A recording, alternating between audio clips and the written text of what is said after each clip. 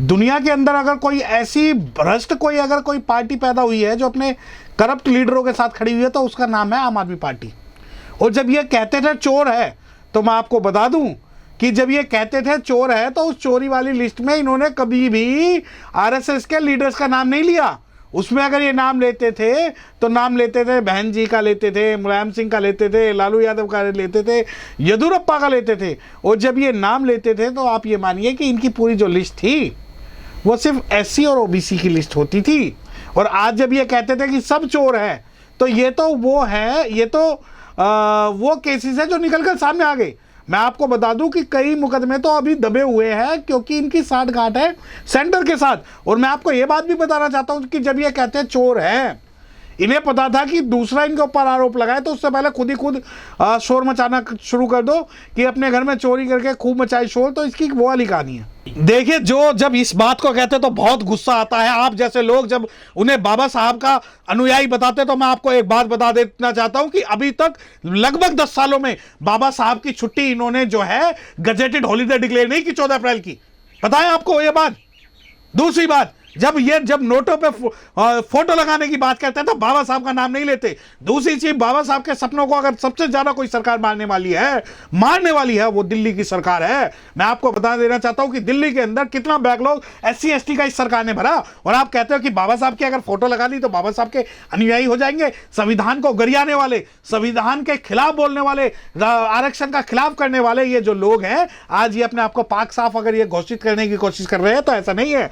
दूसरी बात, बाबा साहब का नाम लेकर ये बाबा साहब का अपमान करते हैं। मैं आपको बताना देना चाहता हूं आपके चैनल के माध्यम से कि इन लोगों ने अब जब बाबा साहब की फोटो भी साइड में कर दी है और जब ये कहते हैं कि बाबा साहब के सच्चे अनुयायी है, अरे अगर बाबा साहब के सच्चे अनुयायी हैं तो जिसपे करप्शन का आरोप लगा है तो संविधान को अपना काम करने दीजिए ना।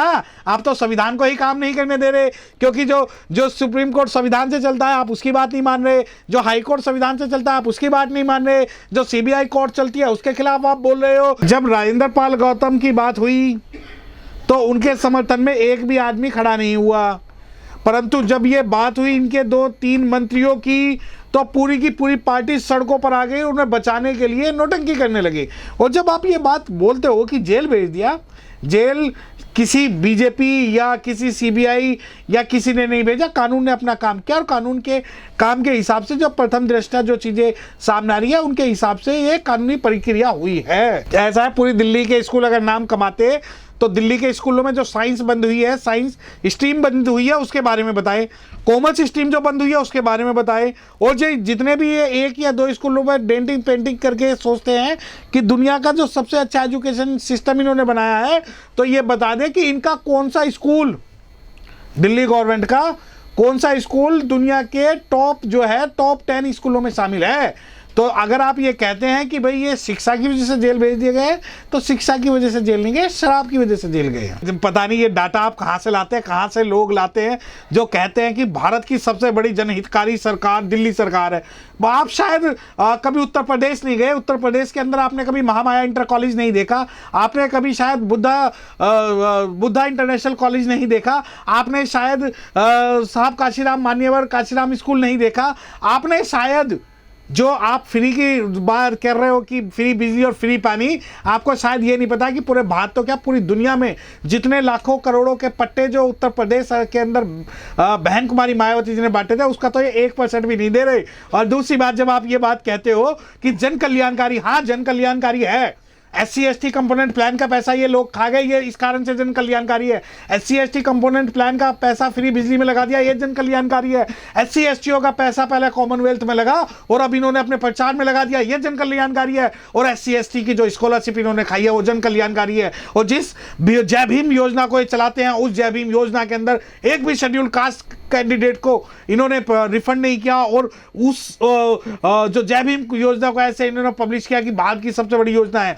तो मैं आपको बताना चाहता हूं कि ये जो नोटंकी जो हो रही है कि हम जन कल्याणकारी है तो जन कल्याणकारी है, तो मैं आपको ये पूछना चाहता हूं कि कितने शेड्यूल्ड कास्ट, कितने सफाई कर्मचारियों के मरने पर आपने 1 करोड़ रुपया दिया, आप बता सकते हैं? परंतु नहीं, आपको तो अपनी भाषा बोलनी है कि भारत की सबसे बड़ी जन कल्याणकारी। आप जब डाटा करोगे, जब डाटा सर्च करोगे और डाटा कंपेयर करोगे तो आपको पता लगेगी सबसे ज़्यादा अगर SC ST OBC और माइनॉरिटीज़ का अगर पूरे भारत में किसी ने नुकसान किया तो इस पार्टी ने किया है। और जब आप बात करते हो कि जन कल्याणकारी, हाँ है जन कल्याणकारी। जब दिल्ली दंगों के अंदर मुस्लिम मारा गया तो वह उसके लिए सभी के सभी जो अस्पताल थे उनके दरवाजे बंद कर दिए गए। दिल्ली दंगों का जब में मुस्लिम मारा गया तो उनकी FIR तक दर्ज नहीं की गई। दिल्ली दंगों के अंदर जब मुस्लिमों को बलि का बकरा बनाया गया तो इनके मुंह में दही जमी हुई थी। और मैं आज आपको बता दूं कि राजेंद्र पाल गौतम और ताहिर हुसैन के लिए इनके मुंह से एक शब्द नहीं निकला, परंतु अगर कोई दूसरी जाति जो इनकी अपने कम्युनिटी के लोग हैं उनके खिलाफ अगर कोई उंगली भी उठा दे तो ये सड़कों पर ऐसा नंगा नाच करते हैं जैसे कि शादी ब्याह में होता है। नूरा कुश्ती की बात है, जो ये जेल तो जाने चाहिए थे, अभी तो और भी लोग जाएंगे। ऐसा नहीं है कि 2 मंत्री जेल भेज दिए गए। और जो ये आपकी भाषा है कि जेल भेज दिए गए, बिल्कुल आपत्तिजनक भाषा है। जेल भेजने का, जब कोई करप्शन करेगा, दिल्ली को बेचेगा, उसके ऊपर आरोप लगेंगे, पुलिस आएगी, ED आएगी, CBI आएगी और वो सारी इन्वेस्टिगेशन करेगी, तो वो तो अपना काम करेगी। और जब आप ये कहते हो जेल भेज दिए गए, दिल्ली पुलिस या CBI आपको और हमको पकड़ के तो जेल नहीं भेज रही। और वो जेल ना भेजने का कारण ये है कि हमारे खिलाफ उनके पास कोई सबूत नहीं है। और मैं आपके चैनल के माध्यम से एक बात और बता देना चाहता हूं कि अगर पुलिस के पास सबूत ना होता तो ये सड़कों पर ऐसा नंगा नाच करते कि आपकी सोच से भी परे। दिल्ली सरकार हेल्थ अच्छा करे तो वो मंत्री जेल जाए, एजुकेशन अच्छी करे वो मंत्री जेल चला जाए। बीजेपी ने इनके पीछे लग गई है। देखिए, आप ये जो नूरा कुश्ती वाली बात है कि बीजेपी पीछे लग गई, कांग्रेस पीछे लग गई, वो अच्छा करे तो वो जेल जाए, वो बुरा करे तो जेल जाए। अरे मुझे एक बात बताओ, करप्शन करोगे तो जेल ही तो जाओगे। और करप्शन करने की जो बात है, पुलिस के पास इस बारे में पुख्ता सबूत है। और जब ये कहते थे, देखिए ये दोगले जो लोग हैं वो कहते थे कि नहीं नहीं कोर्ट न्याय करेगा, कोर्ट डिसाइड करेगा, कोर्ट करेगा, तो सुप्रीम कोर्ट ने भी ये मान लिया है कि CBI के पास प्रथम दृष्टया जो सबूत है, जाओ दिल्ली हाई कोर्ट जाओ, दिल्ली हाई कोर्ट जाकर बात करो। और जब आप ये कहते हो कि सबसे बड़े जो, मैं आपको बताऊं कि करप्शन के लिए जितने करप्ट ये लोग आज के समय में राजनीति में हो रहे हैं और उन्हें प्रोटेक्शन किया जा रहा है। और सबसे बड़ी बात यह है कि पूरे भारत में आपको ऐसा कोई मुख्यमंत्री नहीं मिलेगा जो अपने मंत्रियों के पर करप्शन के आरोप लगाने के बाद में प्रेस कॉन्फ्रेंस करता हो, सिवाय इसके, क्योंकि इसे पता है कि जनता के लोगों को सिर्फ अपनी मीठी मीठी बातों में फुसलाना है कि भाई शिक्षा मंत्री को जेल भेज दिया, स्वास्थ्य मंत्री को जेल भेज दिया। मैं आपको बताऊं कि स्वास्थ्य मंत्री के पास जो अगर कोई सबूत ना होते, वो आज जेल से बाहर होते। कौन से युग में जी रहे हो? भारत के अंदर आज़ादी के बाद से ही जो विदेशी जो लोग हैं, जो विदेशी नेता हैं, जो विदेशी राजनीतिज्ञ हैं, उनका आदान प्रदान लगा होता है। और ऐसा नहीं है कि पहली बार वो लोग भारत में आए हैं या भारत के लोग बाहर गए हैं। भारत के प्रत्येक राज्य के अंदर जो है वो एक सांस्कृतिक आदान प्रदान के द्वारा, एक शैक्षणिक आदान प्रदान के द्वारा लोग आते जाते हैं दूसरे लोगों से। और ये पहली बार नहीं हुआ है जो आपको लगता है कि वो बाहर से और ये बाहर गए। अब एक बात बताएं, सदन के अंदर ये तो कहते हैं माननीय मुख्यमंत्री जी कि हमारे जो टीचर हैं उनको बाहर LG ने नहीं भेजा, लेकिन सदन के अंदर मुख्यमंत्री जी ये नहीं कहते कि शेड्यूल कास्ट के जो बच्चे पहले स्कॉलरशिप योजना के तहत बाहर जाते थे, हमने एक भी SC का बच्चा बाहर नहीं भेजा। और दूसरी बात, जब ये कहते हैं कि नहीं नहीं हमारा तो जो शिक्षा भारत में नंबर 1 है, दुनिया में नंबर 1 है, अगर आपकी शिक्षा दुनिया में नंबर 1 है तो कितने आपके स्कूल पूरी दुनिया में डंका बज रहे हैं। और सबसे बड़ी बात सुनो, आपके चैनल के माध्यम से बता रहा हूं और पूछ रहा हूं, अगर आपके स्कूल दुनिया में वर्ल्ड क्लास है तो वर्ल्ड के कितने देशों के बच्चे आपके स्कूल में आज पढ़ रहे हैं? इस बात का जवाब दीजिए। दूसरी बात, कितने आपके मंत्रियों के, कितने आपके खुद के मंत्रियों के बच्चे सरकारी स्कूलों में पढ़ रहे हैं? कितने आपके IAS अधिकारियों के बच्चे सरकारी स्कूलों में पढ़ रहे हैं? और तो और जितने मंत्री, जितने विधायक, 70 विधायक हैं और दुनिया भर के सांसद हैं, उन सभी का लिस्ट लेके ये बता दो कि किस सांसद का, किस मंत्री का, किस विधायक का, किस पार्षद का जो बच्चा है वो दिल्ली के सरकारी स्कूलों में पढ़ रहा है। अगर 10% भी इन्होंने दिखा दिया ना तो मैं मान जाऊंगा कि आम आदमी पार्टी जो है बिल्कुल सही पार्टी और करप्शन नहीं कर रही। और अगर इनके 10% भी अगर इनके विधायक, इनके मंत्री, इनके संतरी, इनके कार्यकर्ताओं के अगर बच्चे 10% भी सरकारी स्कूलों में पढ़ रहे हैं तो ये मान लेना कि स्वास्थ्य और शिक्षा के अंदर इन्होंने एक लैंडमार्क काम किया, अगर नहीं किया तो मान लेना कि करप्ट लोग हैं और करप्शन को बचाने के कारण ही ये जो नोटंकी कर रहे हैं। देखिए, ये अगर वो कह रहे हैं तो इनका तो क्या है, कल दाऊद इब्राहिम को भी भारत रत्न की मांग कर सकते हैं, ये जो है लादेन को भी भारत रत्न की मांग कर सकते हैं, और तो और ये